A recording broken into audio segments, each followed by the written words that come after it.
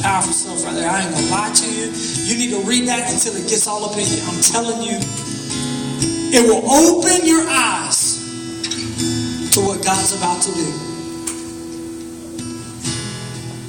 I'm going to do a new thing, which means something that's new, okay?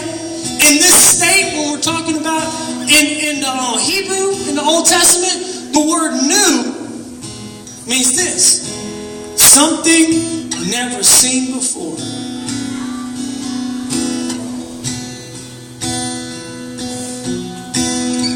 You don't believe that, do you? You don't believe something could happen that's never happened. See, because maybe Isaiah was foreshadowing what Jesus said, that he said, greater works you will see than these. Jesus, you raised people from the dead. How can there be a greater work? God's about to blow your mind. He's about to just mess you up. Let's go through this real quick so you can understand where Isaiah is coming from. Isaiah is writing this, and God is giving Isaiah this, and he is speaking to Israel, God's chosen people. See, Isaiah lived in the 33rd century, which was around 740 AD. To about 701 AD. That's where he lived. That was his time. And the latter part of Isaiah talks about the captivity of Israel. See, what happened was Israel was taken captive by the city, by the powerhouse of Babylon.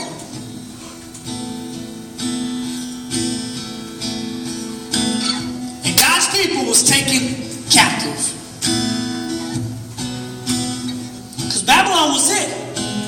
And see, what God showed me is that Babylon is this culture. So when we talk about Babylon, I'm talking about the culture that we live in today, that has taken us captive,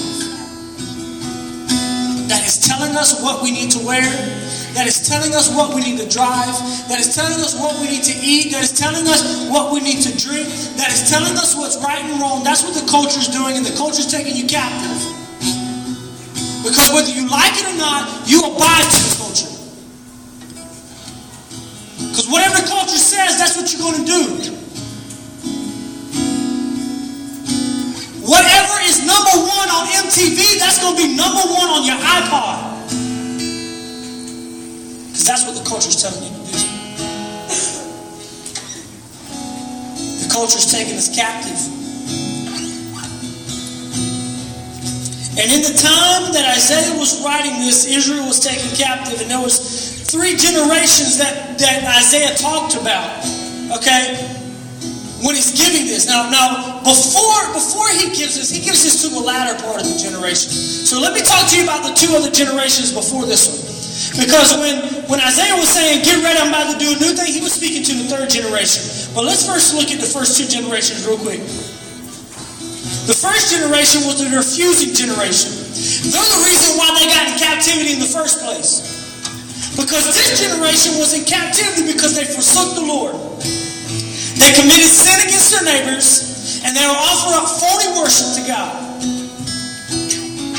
That sounds a little bit like today's culture. They kind of got us into that we don't care about a person sitting next to us. I want to take care of me. That's it. We got the me mentality, all right? We're just taking care of me. And then we offer up phony worship, because when you get up here and you just sing the songs and you fake it, that's phony. And the reason why we offer up phony worship is because we've lost reverence and the fear of God. So you know when the high priest used to go into the Holy of Holies, you know what happened is, number one, they first had to crawl into the Holy of Holies. There was no door to get into the Holy of Holies. There was a curtain, and what happened is they had to crawl underneath the curtain. See, the Day of Atonement, Jesus had to come back in the Old Testament. Let me give you a little bit of school real quick. In the Old Testament, what happened is the atonement, the forgiveness of all of Israel laid on one person, the high priest. Because the Day of Atonement, okay? The Day of Atonement, what happened is they would go in and they would take blood, and they would pour the blood of a blameless lamb, and they would pour it on the mercy seat that was in the Holy of Holies. And what happened was, Heather, that the priests, they had to make sure, man, that they were clean. Because if they had into the Holy of Holies, they dropped dead. See, they used to wear bells around their ankles. And they tied a rope around their ankles and bells around their other ankles. Because they knew that as long as the bells were jingling, somebody was still alive. But if the bells stopped jingling, nobody was going in to get him. They were going to pull that joker out. You're talking about reverence. That's the same presence that was in the Holy of Holies. That when Jesus was up on the cross and he said, "It is finished." That in the temple in Jerusalem, the veil was ripped. The veil was torn. And you know what that signified? That signified that we didn't have to offer up sacrifice anymore. Jesus was the ultimate high priest that went into the Holy of Holies, and when he shed his blood for everybody. And now we don't have to go through what they had to go through. But does that change the presence of God, Brianna? Just because we don't have a high priest to go into the Holy of Holies one day a year to forgive us our sins, that we already had one high priest that was blameless, that didn't have a spot on him, that hung on the cross for us so that we didn't have to do that anymore. He was the ultimate sacrifice. But because just the veil was ripped, that gave us permission to go get God anytime we wanted to. See, because God is what they call omnipresent. He is everywhere at one time. We can't figure that out because we can only be one place at one time.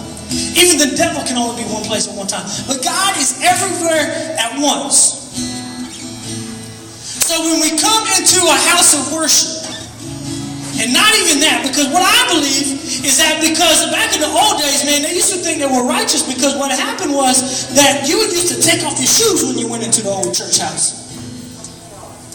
You just didn't have to, you had to put your hair up, no makeup, no jewelry, no nothing fancy. You used to wear long skirts so you were modest just to go to church. And what happened is they thought that their appearance constituted them as righteous. But your appearance doesn't constitute you as righteous. Your relationship with God constitutes you as righteous. But they reverence the house when they come into the church. There was no talking. There was no joking around. Because they knew this was what God showed up. But today, I still reverence. You know, they taught me when I first got saved that guys would never wear hats in sanctuaries. Never. It was disrespectful. Never wear hats indoors whatsoever. And even Caden, I even do that to Caden. Whenever we go into a store, I tell him to take his hat off. Just a sign of respect.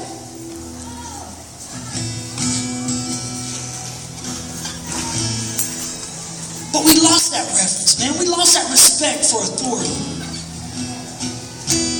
I could bring up something right now that will pertain to a lot of you in here when it comes to authority. And we lost that respect.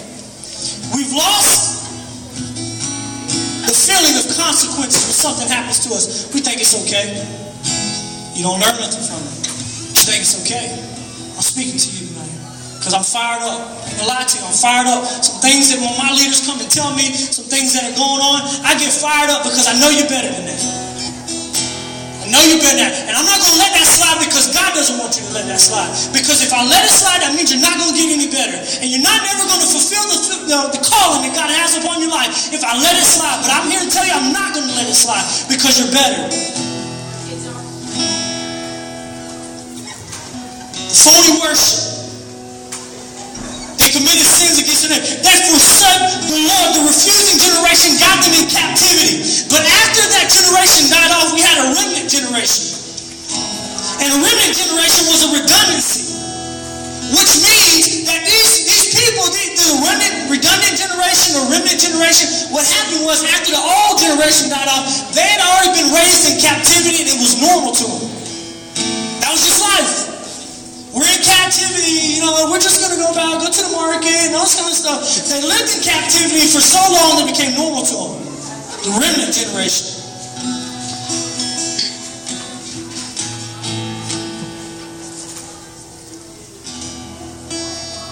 It was normal. It was normal to be in captivity.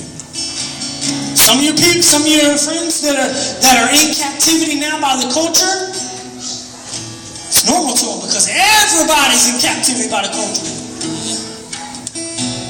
Because we grew up in it. That's the problem. We grew up in it. See, those are two generations that were before Isaiah chapter 43. In Isaiah chapter 43, he was speaking to the third generation, which was a holy generation. A generation that had been set apart, that had been anointed for such a time as this. That God said, I'm going to do a new thing through you, something the world has never seen before. And tonight, once you stand to your feet, I'm going to tell you that you and I are the holy generation. You and I are the holy generation.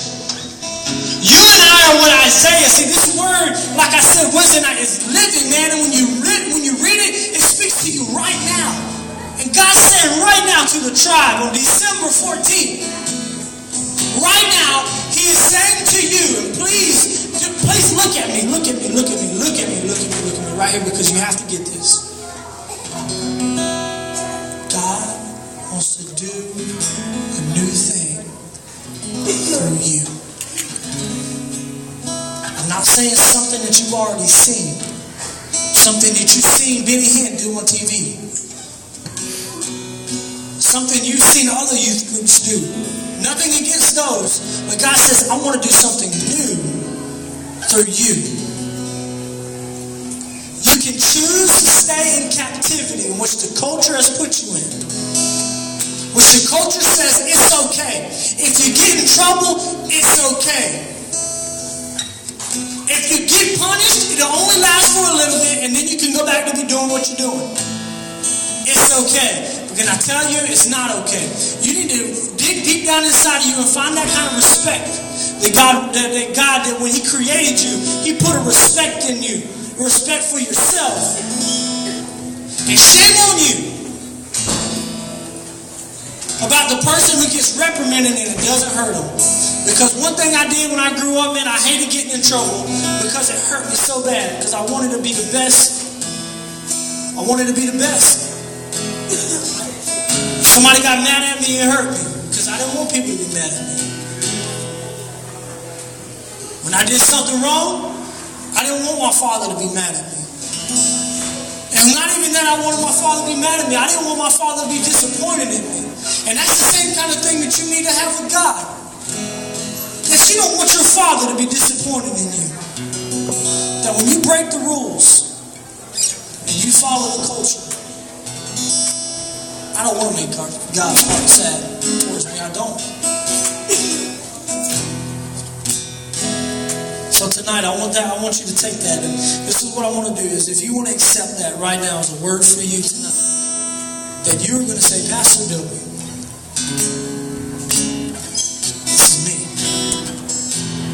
God's going to do a new thing in 2012. He's going to begin it right now tonight. And it's going to continue in 2012. And if you say, Pastor Billy, I'll take that. I want you to come up here tonight.